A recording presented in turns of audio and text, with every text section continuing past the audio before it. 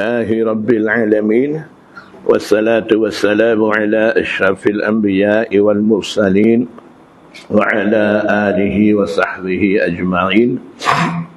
Alhamdulillah, kita akan sambung Abwabu Fadailil Quran situ kan. Ingat lagi Rasulullah apa mana? Semua tahu dah. Tak payah cerita dah.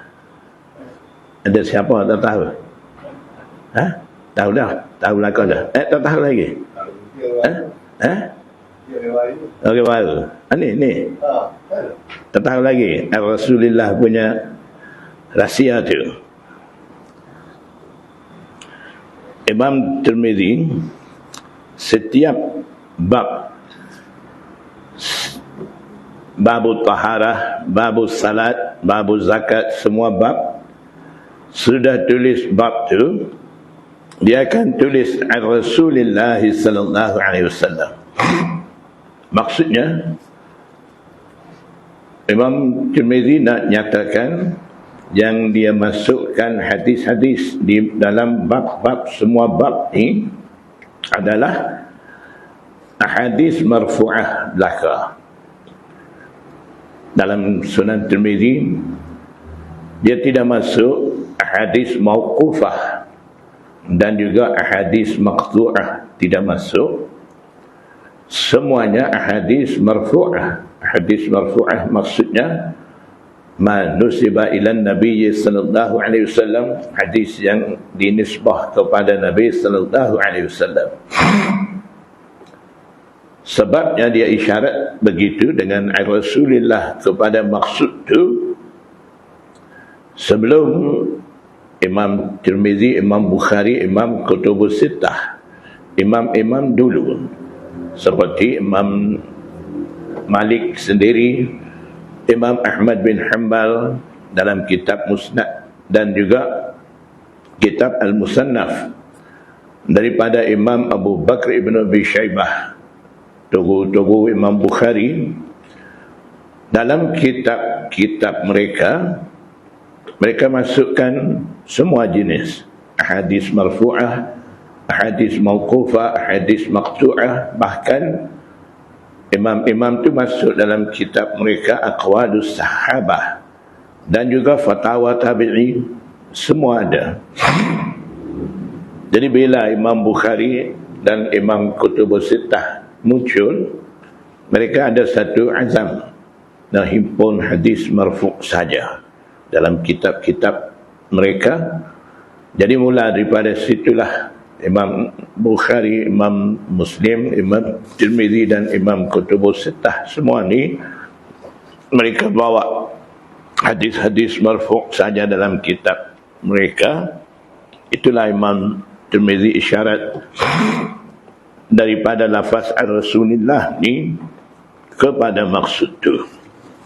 Boleh faham? Baik. Babu ma jaa fi fadli Fatihatil Kitab. Bab datang berkenaan dengan kelebihan Fatihah, surah Fatihah. Haddatsana Qutaibatu akhbarana Abdul Aziz ibn Muhammadin anil Ala ibn Abdurrahman an abihi an Abi Hurairah anna Rasulullah sallallahu alaihi wasallam kharaja ala Ubay ibn Ka'b. Riwayat daripada Abu Hurairah, sesungguhnya Nabi sallallahu alaihi wasallam keluar ke atas, maksudnya di sisi Ubay ibn Ka'ab. Faqala Rasulullah sallallahu alaihi wasallam, ya Ubay, maka Nabi sallallahu alaihi wasallam bersabda, memanggil wahai Ubay, wa huwa yusalli, sedang dia Ubay bin Ka'ab tu sedang sembahyang. Faltafata Ubayyun falam yujibhu, hanya Ubay bin Ka'ab berpaling sebab bunyi panggil tu, tapi dia tidak jawab. Wasalla Ubayyun faqaffafa, dan Ubay terus semayang. Kemudian ringkaskan semayang, maksudnya sudahkan dengan segera. Thumma sarafa ila Rasulillah sallallahu alaihi wasallam faqala assalamu alayka ya Rasulullah. Kemudian dia paling kepada Nabi sallallahu alaihi wasallam, kemudian dia kata bagi salam, assalamu alayka ya Rasulullah. Faqala Rasulullah sallallahu alaihi wasallam, maka Nabi sallallahu alaihi wasallam bersabda, wa alaika salamu ma mana'aka ya Ubay an tujibani iz da'autuka. Apakah perkara yang menjadi penghalang bagi engkau wahai Ubay, ketika mana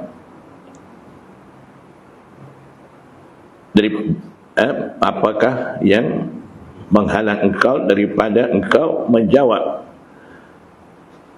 aku izda'autuka, ketika mana aku memanggil engkau tu. Faqala ya Rasulullah, Ubay kata, inni kuntu fi salati, wahai Rasulullah, saya dalam sembahyang. Qala afalam tajid fima auhallahu, Nabi sallallahu alaihi wasallam bersabda, tidakkah kamu peroleh pada wahyu yang mana Allah Subhanahu wa taala wahyukan kepada aku, yaitu anis tajibu lillahi wa rasuli idza da'akum lima yuhyikum, maksudnya apabila menyuruh kamu kepada sesuatu yang memberi kehidupan kepada kamu, hendaklah kamu menjawab. Qala bala, Ubay kata bahkan ya, wala a'udu insyaallah. Kemudian Ubay kata, saya tidak mengulangi lagi, maksudnya akan datang tidak akan melakukan kesalahan seperti ini insyaallah. Qala, Nabi sallallahu alaihi wasallam bersabda ketika itu, atuhibbu an u'allimaka suratan lam yunzal fit Taurati wala fil Injili wala fil Zaburi wala fil Qur'ani mithluha. Adakah engkau menyukai bahawa aku mengajar kepada engkau satu surah yang masih tidak turun lagi surah itu dalam Taurat sebelum ni, dan juga dalam Injil, dan juga dalam Zabur, dan juga dalam Quran pun. Seumpama surah itu masih tidak turun lagi, aku akan ajar kepada engkau surah itu. Qala na'am. Ubay kata, ya wahai Rasulullah, ya Rasulullah. Faqala Rasulullah sallallahu alaihi wasallam, maka Nabi sallallahu alaihi wasallam bersabda, walladhi nafsi biyadihi ma unzilat fit Taurati wala fil Injili wala fil Zaburi wala fil Qur'ani mithluha wa innaha sab'un minal masani. Yang disebut tadi tidak turun lagi dalam kitab-kitab disebut tadi dalam Quran sendiri, surah seumpama itu, yaitu sab'um minal masani, 7 ayat yang diulang-ulang baca. Wal Quranul Azimul ladzi utituhu sab'um minal masani. Sab'um minal masani hiyal Fatihah. Maksud sab'un minal masani ini surah Al-Fatihah. Wal Quranul Azim, dan Quran yang agung, alladzi a'taituhu, yang mana aku memberikan ia.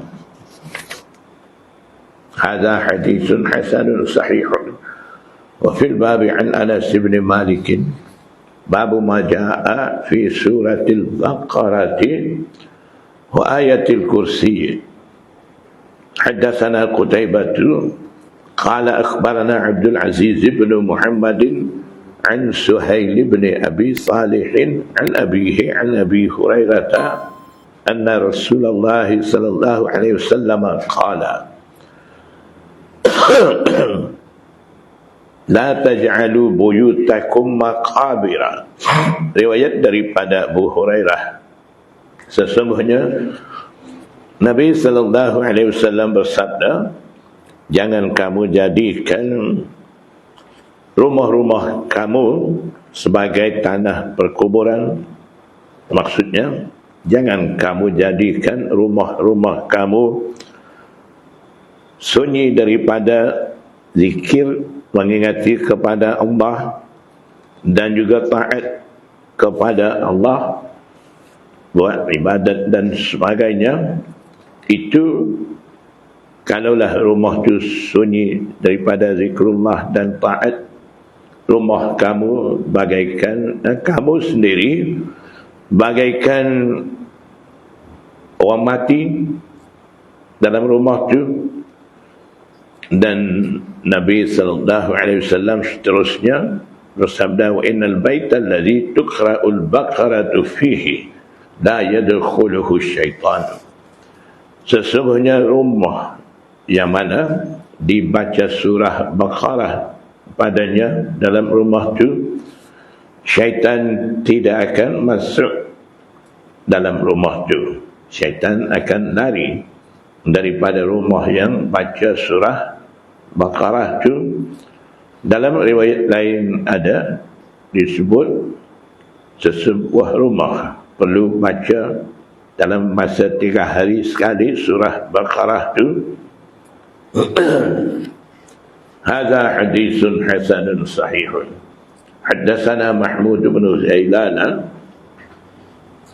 قال أخبرنا حسين الجعفي عن زائدة عن حكيم بن جبير عن أبي صالح عن أبي هريرة قال قال رسول الله صلى الله عليه وسلم لكل شيء سنام. Sanamun maksudnya bunggul, unta panggil sanam, dan istilah sanam asalnya bagi setiap sesuatu yang tinggi dinamakan sanam. Ala syai' itu sanam. Jadi bunggul, unta dikatakan sanam juga. Likulli syai'in sanamun, maksudnya bagi setiap sesuatu ada bahagian tertinggi, bahagian teratas. Wa inna sanamal Qur'ani suratul Baqarati, dan sesungguhnya ketinggian, keagungan dalam Al-Quran adalah surah Baqarah. Wa fiha ayatun hiya sayyidatu ayil Qur'ani, ayatul kursi. Dan dalam surah Al-Baqarah itu ada ayat, ianya menjadi penghulu bagi ayat-ayat Quran. Ayat jamak bagi ayatul, yang penghulu bagi ayat-ayat Quran ni, keseluruhan Al-Quran ni adalah ayatul kursi. Itu kelebihan surah Al-Baqarah. Hadha hadithun gharibun la na'rifuhu illa min hadithi Hakim ibn Jubair wa qad takallama fihi Syu'batu wa da'afahu Syu'bah Amirul Mu'minin fil hadis. Dia berbicara tentang Hakim bin Jubair itu, dan dia mentad'ifkan Hakim bin Jubair.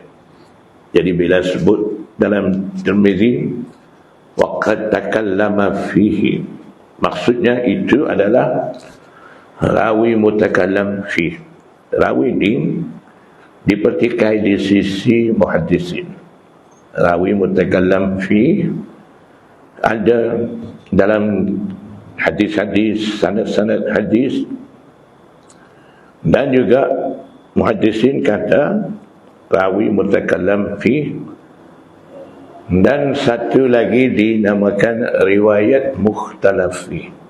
Dua-dua perkara ni ada dalam sanad-sanad hadis tak lepas. Mana-mana kitab hadis, walaupun Sahih Bukhari, Sahih Muslim sekalipun, dalam Sahih Bukhari dan Muslim juga ada rawi mutakallam fi. Maksudnya rawi-rawi itu dipertikai di sisi imam-imam muhaddisin. Sesetengah muhaddisin kata rawi ini kurang ingatan. Ada sesetengah muhaddisin pula kata tidak, dia tidak rawi kurang ingatan, cuma orang anggap dia tu sebagai rawi kurang ingatan. Jadi bagi imam-imam anggap begitu, maksudnya dia anggap rawi itu walaupun dipertikai di sisi muhaddisin, kiranya mereka bilang sebagai rawi tidak ada sifat lupa, dan hanya ini kiraan daripada orang. Kalau begitu, muhaddisin yang anggap begitu, mereka akan ambil hadis daripada rawi itu. Jadi dalam Sahih Bukhari, hadis-hadis ada ribu-ribu. Dalam tu ada rawi seramai 420 orang dalam Bukhari. Imam Bukhari ambil riwayat daripada seramai rawi 420 orang. Dalam tu ada 80 orang rawi mutakallam fi. Berapa? 420 orang rawi. Imam Bukhari menerima hadis dalam Bukhari. Dalam tu ada 80 orang kiranya rawi mutakallam fi. Dan begitu juga dalam Sahih Muslim ada rawi, Imam Muslim ambil daripada 640 orang rawi. Dalam tu ada muhaddisin kata 160 orang rawi dianggap rawi mutakallam fi. Jadi kita tak boleh buat putusan bila rawi itu dipertikai dan disebabkan kurang ingatan dia. Ada imam mana-mana seperti Imam Syu'bah, Amirul Mukminin fil hadis sekalipun, walaupun dia dah ditadhaifkan rawi itu, maknanya masih ada lagi pertikaian di kalangan imam-imam hadis itu. Walaupun Imam Syu'bah kira rawi itu dhaif, mungkin di sisi imam lain tidak dikira dhaif dan akan ambil riwayat daripada dia. Jadi itulah yang berlaku, kiraan di sisi Imam Bukhari dan Muslim, dan juga mereka mengambil hadis masuk dalam kitab mereka, riwayat daripada rawi mutakallam fi itu. Yang satu lagi yang dah sebut ni rawi mutakallam fi. Yang satu jenis lagi riwayat mukhtalaf fi. Maksudnya riwayat tu dipertikai. Ada sesetengah muhaddisin kata sahih, ada setengah pula kata dhaif. Begitu. Jadi riwayat mukhtalaf fi, muhaddisin kata dalam Bukhari dan Muslim ada sebanyak 210 hadis. Maknanya ada pertikai. Setengah kata riwayat ni dhaif, setengah kata sahih. Imam Bukhari, Imam Muslim kira sahih, masuk dalam kitab sahih mereka. Dalam Bukhari dan Muslim ada hadis muttafaqun alaih. Maksud muttafaqun alaih ni, ittafaqa syaikhani ala sahabiyyin wahidin. Syaikhan Bukhari dan Muslim sepakat riwayat hadis ni daripada seorang sahabat-sahabat yang sama. Satu hadis Imam Bukhari ambil sanad daripada sahabat, contohnya daripada Sayyidina Umar. Hadis itu Imam Muslim juga dengan sanad dia daripada sahabat Sayyidina Umar juga ambil hadis itu. Itulah dinamakan muttafaqun alaih itu. Ittafaqa syaikhani ala sahabiyyin wahidin. Hadis muttafaqun alaih ada 32 hadis dianggap riwayat mukhtalaf fi. Dan dalam Bukhari sendiri ada 78 hadis. 78, 32 dah berapa? 110. 100 lagi dalam Sahih Muslim riwayat mukhtalaf fi. Jadi semua 210. 210 hadis kiranya riwayat mukhtalaf fi. Muttafaqun alaih 32. Bukhari, dalam Bukhari ada 78. Dalam Sahih Muslim 100. Kumpul semua sekali itu 210.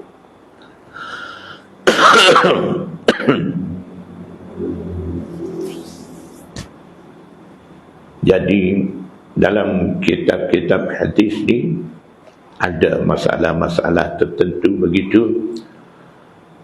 Jadi dengan sebab ada pertikaian daripada muhaddisin dan masalah-masalah tertentu begitu, tanpa kita ada pengetahuan yang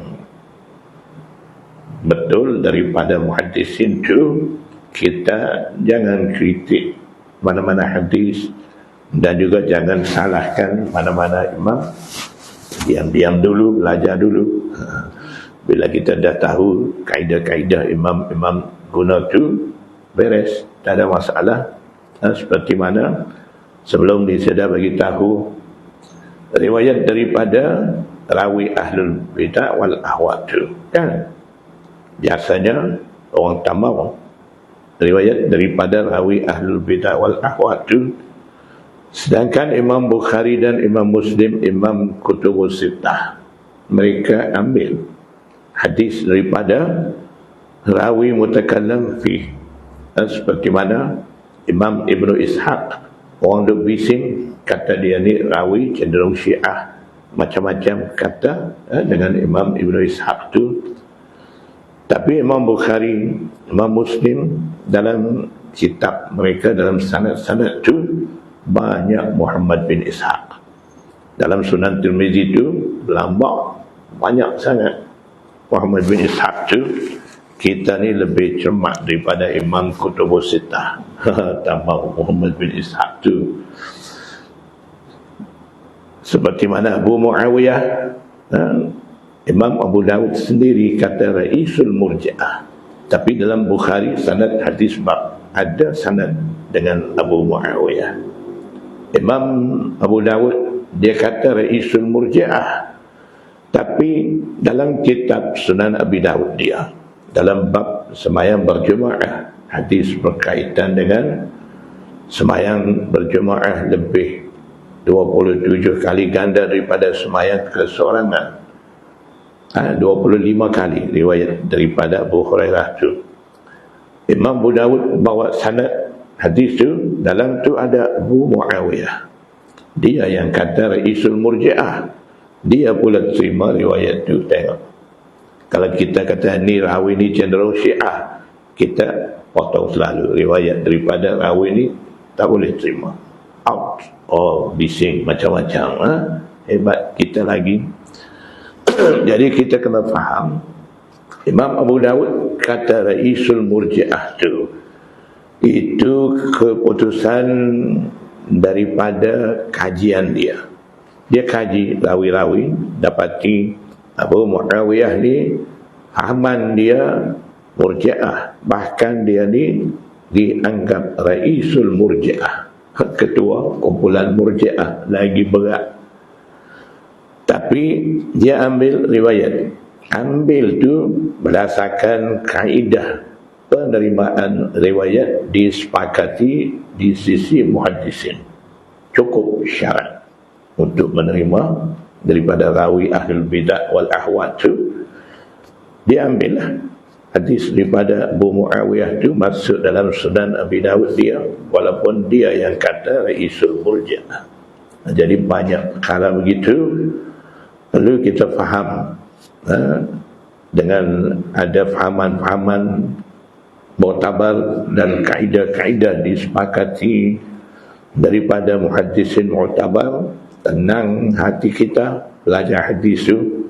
Kalau tidak, kita pula bising, ini tak betul, itu salah, ini rawi masalah macam ni macam tu, rugi masa buat timbulkan isu-isu macam-macam, bising, balah. Itu berlaku daripada keadaan kita tidak mencukupi pengetahuan tu. Jadi begitulah rawi Hakim bin Jubair tadi, waqad takallama fihi Syu'batu wa dha'afahu. Haddatsana Yahya bin al-Mughirah Abu Salamah al-Makhzumi al-Madini akhbarana ibn Abi Fudayk an Abdurrahman al-Mulaiki an Zurarah bin Mus'ab an Abi Salamah an Abi Hurairah qala قال رسول الله صلى الله عليه وسلم من قرأ حاميم المؤمن إليه المصير وآية الكرسي حين يصبح, baca waktu pagi, hufiza bihima, dipelihara dengan sebab dua bacaan tu, Hamim dan Ayatul Kursi tu, hatta yumsi, dipelihara sampai tiba waktu petang. Wa man qara'aha hina yumsi hufiza bihima hatta yusbiha, dan sesiapa baca kedua-dua surah tu, Hamim dan Ayatul Kursi tu, ketika waktu petang, dipelihara dengan sebab kedua-duanya itu sampailah menjelang subuh. Hadza haditsun gharibun wa qad takallama ba'du ahli al-ilmi fi Abdurrahman ibn Abi Bakr ibn Abi Mulaikah al-Mulaiki min qibali hifzihi. Sebagian ulama berbicara, bertikai tentang Abdurrahman bin Abi Bakr bin Abi Mulaikah al-Mulaiki itu dari sudut hafazan ingatan dia. Jadi tidak dituduh berbohong. Ini kena faham. Dia kira pertikaian ni atas dasar ingatan. Ada setengah kata ingatan dia kurang, setengah kata tidak. Min qibali hifzihi, bukan dari sudut dituduh berbohong, tidak. Kalau rawi dituduh berbohong, itu hadis bukan setakat jadi dhaif, akan jadi dhaif jiddan. Kalau rawi dalam sanad tu kurang ingatan, muhaddisin kira dhaif. Dhaif tu kalau ada sanad lain, hadis yang sama, sanad lain, sanad sahih ataupun sanad hasan membantu, jadi akan dapat tampung kedhaifan tu. Maknanya dhaif tu dah hilang, pada sanad tu akan naik darajat hasan di ghairihi. Itu dhaif min qibali hifzihi tu. Jadi awal Sunan Tirmizi, Imam Tirmizi ada sebut tentang rawi Abdullah bin Muhammad bin Aqil. Imam Tirmizi kata dia tu saduqun wa qad takallama ba'du ahli al-hadits min qibali hifzihi, begitu. Awal-awal Sunan Tirmizi, mungkin bab yang ketiga, Imam Tirmizi kata Abdullah bin Muhammad bin Aqil ni saduq. Saduq maksudnya ni istilah jarah ta'dil, istilah ta'dil. Saduq ni saduq min alfazit ta'dil min asfalit ta'dili rutbatan. Saduq ni satu istilah daripada ta'dil. Ta'dil ada 6 peringkat, 6 darajat. Jarah ada 7 darajat di sisi Hafiz Ibn Hajar, di sisi Imam Nawawi 4, ada setengah 5, setengah 6. Jadi yang komplitnya di sisi Hafiz Ibn Hajar 7 peringkat jarah. Setiap peringkat jarah dan ta'dil masing-masing ada istilah. Istilah jarah.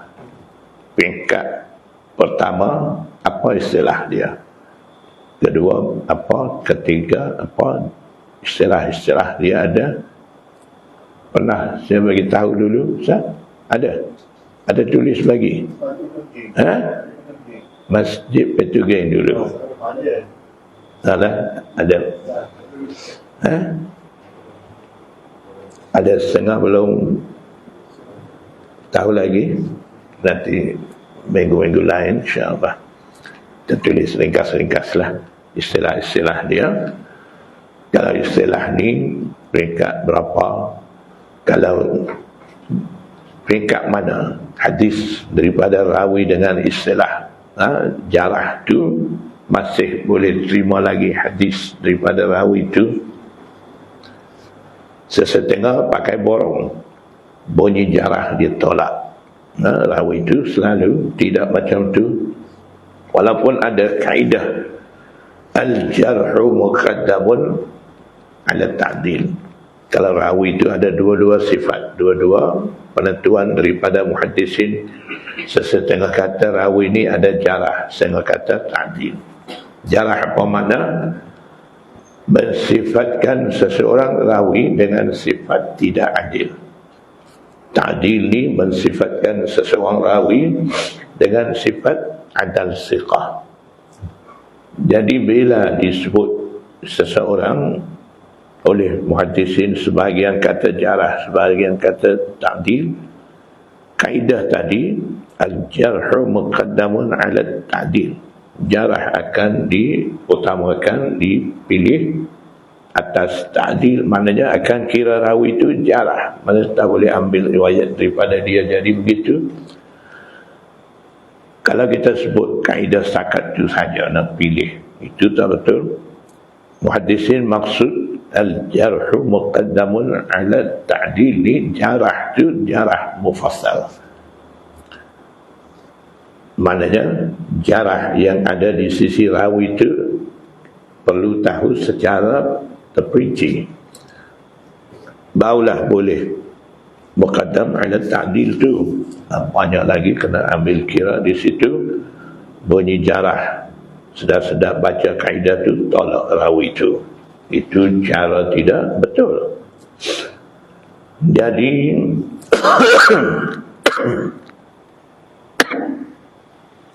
dalam istilah ta'dil tu ada saduq yang Imam Tirmizi sebut tu tentang Abdullah bin Muhammad bin Aqil tu.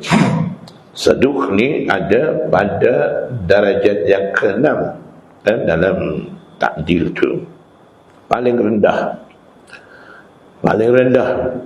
ta'dil ni dah dekat dengan jarah, tapi tak masuk lagi dalam jarah lah. Sebab da'if dengan mawdu'. Da'if pelan-pelan dekat dengan da'if jiddan. Da'if jiddan ni dah rapat dengan mawdu' palsu. Rapatnya bukan masuk. Tapi orang sekarang ni da'if tu bagi masuk dalam palsu selalu. Itu hebat jugalah. Muhaddisin dulu tidak kira macam tu. Da'if lain. Masih ada lagi kelebihan dia banyak. Kalau ada sanad lain membantu, dapat menampung kedaifan dia, naik darajat hasan li ghairihi lagi. Itu kiraan muhaddisin dulu. Orang sekarang kira dhaif tu palsu selalu. Beres. Tak payah amal hadis dhaif. Kitab Sunan Tirmizi tak boleh belajar. Banyak hadis dhaif dalam Sunan Tirmizi ni. Imam Tirmizi pula kata apa? Ulama dari kalangan sahabat tabi'i dan tabi'ut tabi'i amal hadis ni. Dia sebut. Lepas tu dia sebut rawi dalam sanad ni ada pertikaian. Imam Syu'bah kata dhaif lah. Dia bawa. Dia sendiri umum hadis ni dhaif. Dalam Sunan Tirmizi banyak dhaif. Kalau Imam Tirmizi tak masuk dhaif dalam Sunan Tirmizi, dia pun pandai juga pilih masuk sahih saja, seperti Imam Bukhari buat. Gelaran Sunan Tirmizi akan sama dengan Bukhari, Jami' Sahih Tirmizi. Jami' Sahih Bukhari akan sama, tapi imam-imam dulu bukan nak berebut nama, bukan nak masyhur. Mereka khidmat agama. Apa keperluan untuk agama, mereka lakukan perkara itu. Jadi Imam Tirmizi masa itu dia dah nampak Bukhari sudah ada, Muslim sudah ada. Bukhari ijtihad, keluarkan hukum daripada hadis-hadis. Mujtahid Imam Bukhari ni. Imam Muslim semata-mata himpun sanad sahih bagi satu-satu hadis dalam satu-satu bab. Tidak ijtihad hukum seperti Imam Bukhari. Kitab Abu Dawud dah ada. Abu Dawud, cara dia susun kitab Abu Dawud ni menerangkan darajat hadis. Dan dia ambil hadis-hadis masuk dalam Sunan Tirmizi, hadis-hadis yang mana menjadi dalil bagi imam-imam mujtahidin sebelum mereka. Jadi kalau hadis tu dah jadi dalil bagi hukum, satu-satu hukum di sisi mana-mana imam mujtahid, imam mazhab, dia akan tulis walaupun hadis tu dhaif, hasan, sahih, dia akan masuk.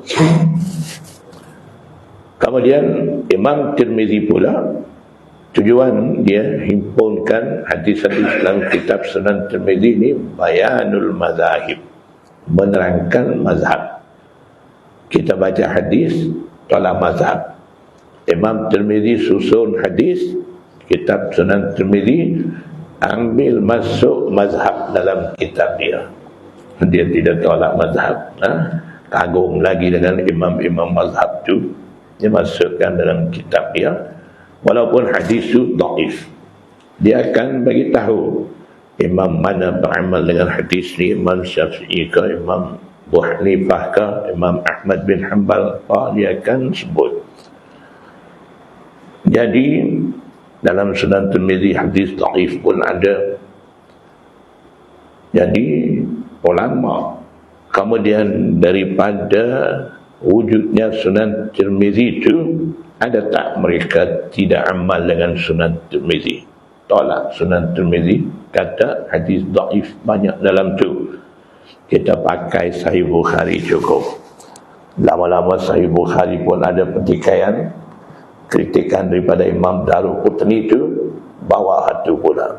Bukhari pun ada juga masalah. Lepas nak amal mana?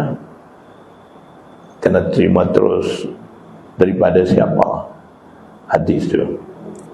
Itulah akan timbul banyak masalah. Jadi masalah-masalah tu imam-imam dah selesai dulu. Kritikan daripada Imam Daruqutni. Ada satu kitab At-Tatabbu'u 'ala Sahihaini. Imam Daruqutni tulis kritik riwayat-riwayat Bukhari dan Muslim sampai sanad hadis bab. Imam Daruqutni kata ni bukan sanad sahih. Imam Bukhari kata sahih dah. Dia kata ni tidak sahih sebab sanad ni dhaif. Dia dalil dengan pengetahuan dia. Contohnya dalam satu sanad tu ada rawi, sambungan riwayatnya ada an abihi, contohnya Imam Daruqutni kata dalam riwayat-riwayat lain, ramai rawi-rawi riwayat daripada Syekh ni, dalam sanad tu ada an abihi, dalam Bukhari tidak ada an abihi, salah, putus sanad, munqati, dhaif. Itu macam tu dia kritik dengan sanad Bukhari tu. Kritik sanad mana? Sanad hadis bab tu. Hadis bab ni sepakat kata sahih. Begitulah, ada masalah-masalah. Jadi Imam Hafiz Ibn Hajar jawab. Di mana jawapan tu? Dalam Hadiyus Hari Muqaddimah Fathul Bari. Ada dalam tu setiap kritikan daripada Imam Daruqutni dan jawapan daripada Hafiz Ibn Hajar. Boleh tengok di situ. Jadi setelah dah ada jawapan daripada Hafiz Ibn Hajar tu, semua sepakat kata tidak ada sanad dhaif dalam Bukhari. Tapi tidak kata setiap satu hadis dalam Bukhari semuanya sahih, tidak kata. Maknanya dengan mengambil kira keseluruhan hadis-hadis Bukhari, kira di sisi ulama sepakat kata sahih belaka. Jadi dalam Sunan Tirmizi pun begitu, ada hadis-hadis dhaif. Semenjak dah wujud kitab Sunan Tirmizi, ulama kemudian daripada Sunan Tirmizi, Imam Tirmizi, siapa pun tidak bertikai. Dia kata ni hadis dhaif ada dalam ni, tali amal dan sebagainya, tak bunyi. Ni akhir zaman ni muhaddisin lebih hebat daripada muhaddisin zaman dulu. Mereka kritik. Jadi semasa Imam Tirmizi selesai susun kitab dia, bukan dia buat kitab sebab selalu, tidak. Dia bawa kitab Sunan Tirmizi dia tu, dia bawa berjalan negara tu negara ni, jumpa muhaddis tu muhaddis ni, syekh tu syekh ni, ulama hadis banyak ada. Masa tu dia pergi tunjuk ke muka kitab dia, semua tahsin, kata baik, bagus. Kemudian barulah jadi bentuk buku. Selepas daripada itu, ulama wujud kemudian, mereka kata kesemua hadis dalam Sunan Tirmizi diamal di sisi fuqaha. Hanya 2 hadis saja fuqaha tidak amal. 2 hadis mana? Hadis jamak di dalam keadaan mukim, tidak musafir. Hadis itu menyatakan Nabi SAW jamak zuhur, asar, maghrib, isya di Madinah. Tidak ada hujan, tidak ada apa ketakutan, Nabi jamak. Hadis itu tidak ada buat keputusan hukum daripada hadis itu yang menyatakan duduk di rumah pun, kampung sendiri pun boleh jamak. Tak ada hukum dalam fiqah, tak ada. Jadi tak amal dengan hadis itu, panggil matrukul amal. Satu lagi hadis berkenaan dengan orang minum arak. Dah 3 kali ulang minum, dah sebab 3 kali, berapa rotan? 80 rotan. Dah kena 240 rotan. Tak pergi lagi, tebal kulit dia. Minum lagi kali yang keempat. Nabi bagi tahu, fa in hada rabi'ata faqtuluhu. Ulang minum lagi sampai kali yang keempat, bunuh dia. Ada hukum fiqah? Tak ada. Ulama tak buat hukum daripada hadis itu. Tinggal tidak amal, itu saja. Jadi hadis lain, ulama kemudian kata semua diamal. Maknanya dalam Sunan Tirmizi sahih ada, hasan ada, dhaif ada, semua diamal. Hadis, bila Imam Tirmizi bawa satu hadis, kalau ada bercanggah dengan hadis itu, dia akan bawa itu cara Imam Tirmizi susun Sunan Tirmizi begitu. Contohnya istinja dengan 3 batu. Ada satu bab, satu hadis. Kemudian istinja bil hajarain, Nabi istinja dengan 2 batu. Hadis bercanggah 2, dia bawa selalu. Kemudian bagi tahu ulama mana, imam mujtahidin mana amal dengan hadis tidak boleh kurang daripada 3 batu, seperti Imam Syafi'i buat keputusan. Ada pula imam kata boleh kurang daripada 3 batu asalkan naqa bersih. Bilangan tidak penting. Itu keputusan daripada Imam Abu Hanifah berdasarkan hadis istinja bil hajarain itu. Jadi cuba tengok, walaupun bercanggah 2 hadis tu, satu hadis Imam Syafi'i pilih amal, satu lagi Imam Abu Hanifah pilih amal, begitulah seterusnya. Semua hadis diamal di sisi mujtahidin. Cuma dua tu pun ulama Ahnaf kata kalau nak amal juga boleh. Yang tak amal tu hadis boleh jamak, tidak musafir pun boleh jamak. Ni bercanggah dengan hadis-hadis sahih yang boleh jamak qasar ni bagi musafir, rukhsah bagi musafir, bercanggah. Ulama Ahnaf kata kalau 2 hadis tu pun nak amal juga boleh. Tengok ulama-ulama teliti, halusi, kaji supaya boleh amal, tidak tertinggal daripada beramal dengan hadis tu. Katanya yang jamak sembahyang tu, ulama Ahnaf kata jamak suri boleh. Jamak suri dalam mazhab Syafi'i tidak ada, dalam mazhab Hanafi ada. Jamak suri maksudnya dah habis waktu zuhur, sembahyang zuhur, banyak dalam waktulah, tidak qada, tunggu sekejap masuk waktu asar, sembahyang asar selalu jamak dah. Itu jamak suri, bentuk jamak. Tidak jamak takhir, jamak takdim, jamak kasar, dah. Dalam mazhab Hanafi pun tidak ada jamak takdim, jamak takhir, jamak kasar pun tak ada. Musafir wajib kasar sembahyang. Jadi jamak tu bukan kasar, 4 rakaat zuhur, 4 rakaat asar, akhir waktu zuhur dan awal waktu asar.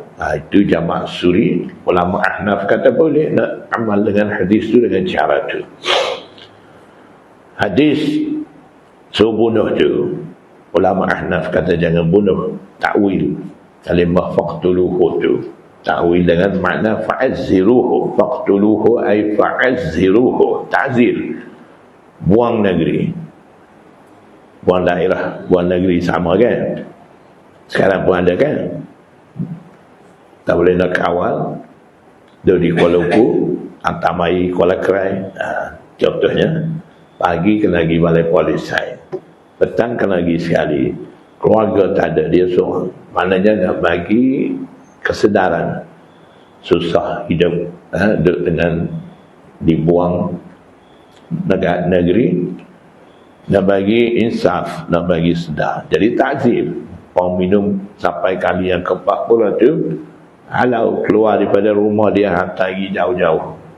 Kena sign lah, pagi sekali, petang sekali. Sekarang kan dia akan sedar insyaAllah gitu. Jadi ulama Ahnaf kata dengan cara tu dua-dua hadis tadi pun boleh amal.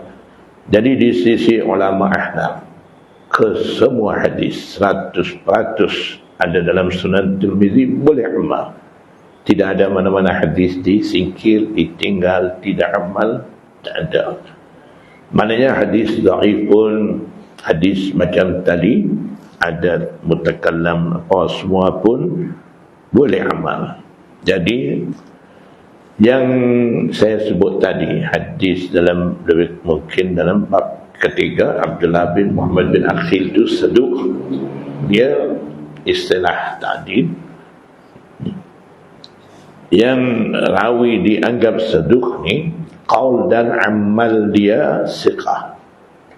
Maksudnya kata-kata dia dan amalan dia dipercayai, jauhi diri daripada kefasikan dan dosa. Cuma masalahnya sedikit ingatan dia kurang. Lagi rawi saduq tu tidak rawi muttaham bil kadhib. Tidak ada imam hadis tuduh dia ni bohong dan sebagainya, tidak bunyi, tidak ada. Jadi rawi bersifat seperti itu dikatakan adul, saduq. Jadi Imam Tirmizi terangkan tentang Abdullah bin Muhammad bin Aqil rawi saduq tu, dia beritahu Imam Bukhari kata, bukan Imam Tirmizi saja, Imam Bukhari pun terima, boleh amal. Imam Bukhari kata 3 imam besar tok guru dia, tok guru Imam Bukhari, Imam Ahmad bin Hanbal, Ishaq bin Ibrahim. Haddatsana Ishaq bin Ibrahim selalu dalam Bukhari banyak. Ishaq bin Ibrahim seorang rawi Zahiriyah, bukan Ahlus Sunnah wal Jamaah. Imam Bukhari ambil riwayat daripada Murji'ah pun ambil, daripada Muhammad bin Ishaq kata cenderung Syiah pun tak ada masalah, Imam Bukhari ambil. Jadi Imam Bukhari kata 3 imam, Abdullah bin Imam Ahmad bin Hanbal, Imam Ishaq bin Rahway, Ishaq bin Ibrahim. Yang ketiga Imam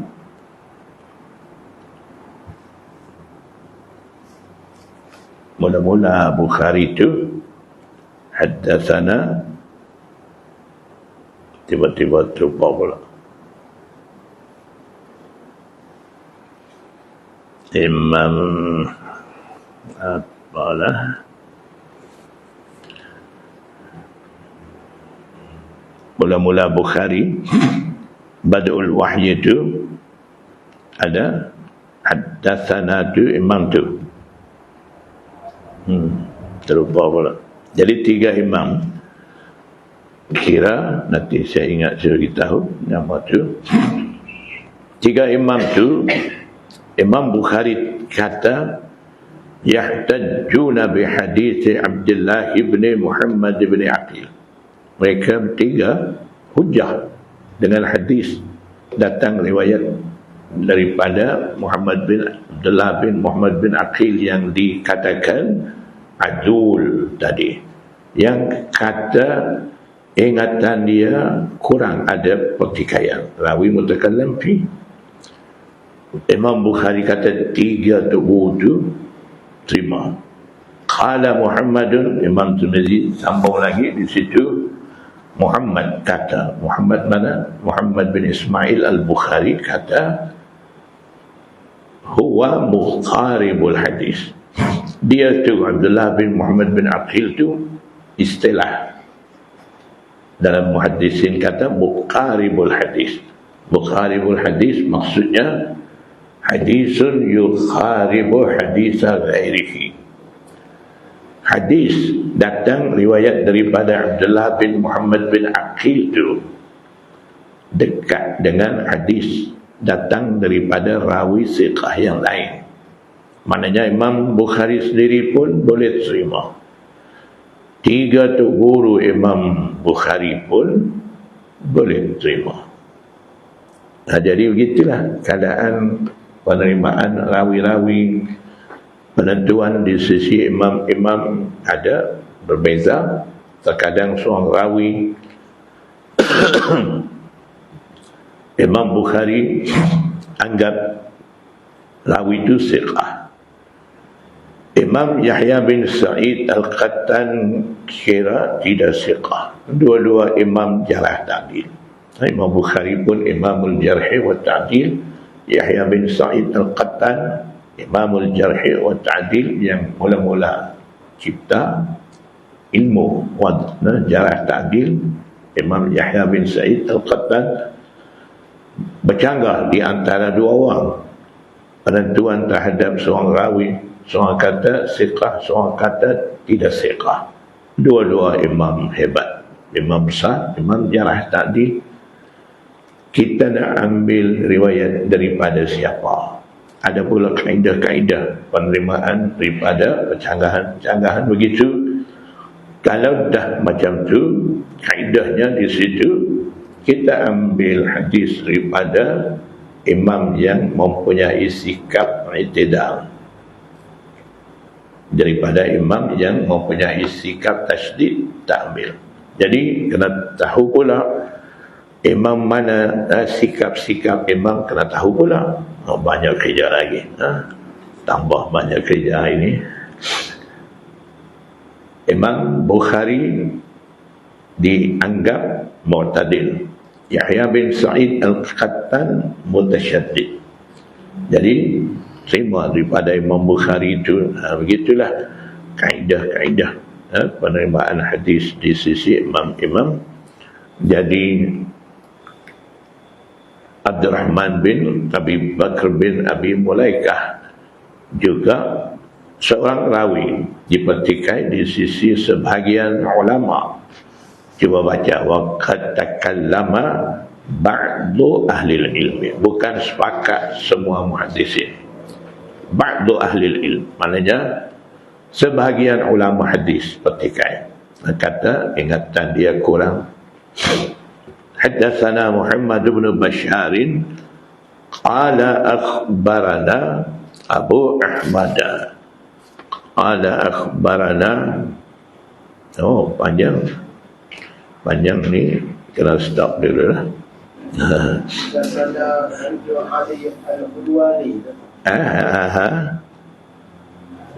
Di mana? Haddatsana Al-Hasan bin Ali Al-Hulwani, haddatsana Abu Usama. Nanti mungkin di belakang.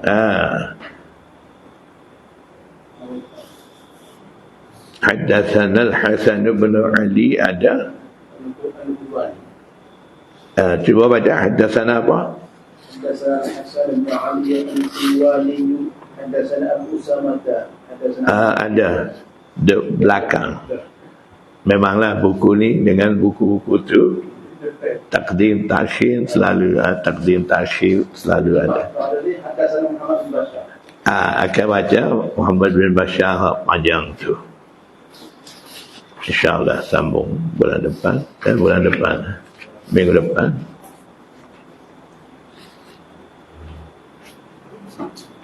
Baik, wallahu a'lam.